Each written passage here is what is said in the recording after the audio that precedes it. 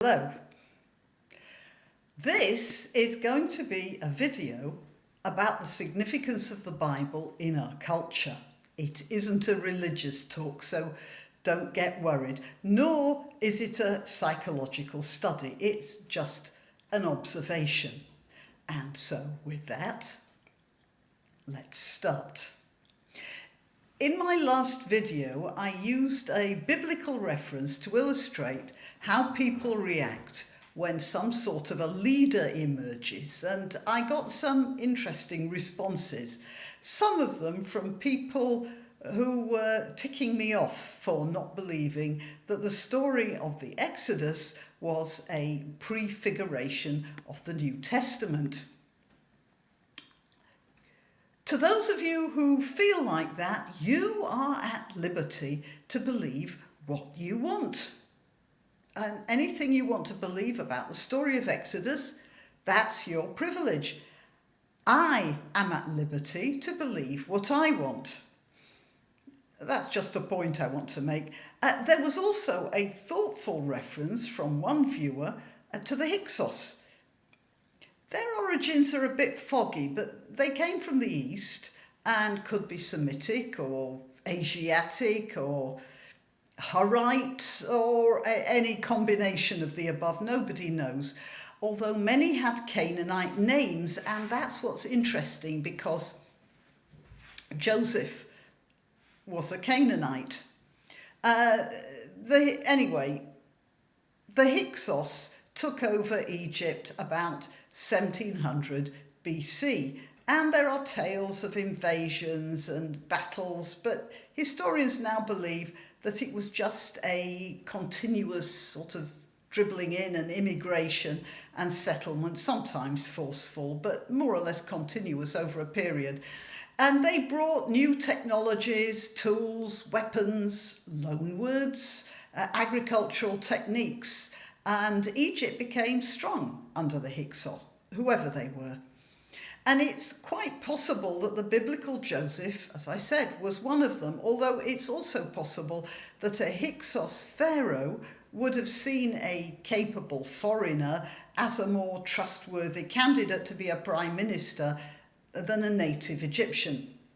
And so he would have been more likely to appoint somebody like that to that sort of position. Most of the true facts are lost in myth and cultural overlays, but the story of Joseph itself is a story of familial jealousy, which anyone with a family knows about, and it certainly also reflects a political situation that was happening about 4,000 years ago. And that's the point. When we read the Bible, we are reading stories that go back 4,000 or 5,000 years.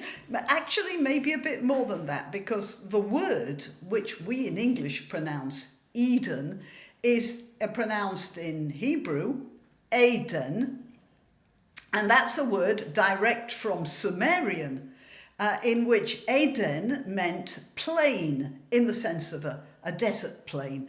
And that could be a reference all the way back to the lush and fertile area in Turkey, where we recently found that strange 12,000-year-old site at Göbekli Tepe. That's how it's pronounced. Think of it, when Jesus was born, those stories were as old to his contemporaries as the stories of Jesus are to us now. And I'm only talking about the story of Joseph. The story of Göbekli Tepe is, with 3 times the age of that. And this is their importance to us now. Those stories are the nearest the Western world has to an ancient, continuous cultural tradition. Now, many people make much of admiring Chinese culture because it goes back so far, and we think of it as incredibly old, which indeed it is. No disrespect to Chinese tradition. We've knowledge of Neolithic settlements in what is now China going back about 10,000 years. But we also have knowledge of similar settlements in the Fertile Crescent in the Middle East, so there's nothing unusual there. The China we know about is the China that developed writing and records, and that starts in the Shang dynasty about 1700 BC. 1700 BC is about the time that we're talking about the Hyksos. And although there is knowledge of earlier history, in China it's unsupported by archaeology and layered over with so much myth, it's not really possible to work out the historicity. The point is that the Hyksos and the Shang are about the same time. So that story about Joseph becoming viceroy of Egypt is contemporaneous with the Shang, and that is important to us here in the West. Those stories in the Bible, imperfectly translated as they are, layered over with religious significance as they are the stories of our childhood. We may ditch the idea of God's hand directing them, and we may regard some or most as mythical, but as Jordan Peterson has pointed out, they are usually acute psychological studies honed by thousands of years of the telling. And they reflect constant realities.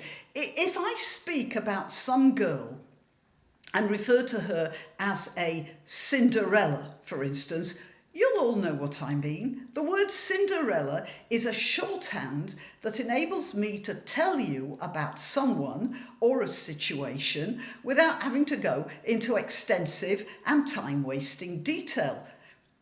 The problem with the Bible and the Bible stories is that when people jettison the religion, they stop telling these stories.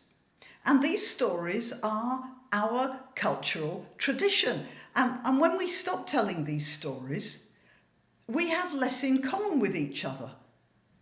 And when people have little in common, they fall apart. And that's why we have to hang on to those stories, whether we believe in the religiosity of them or not.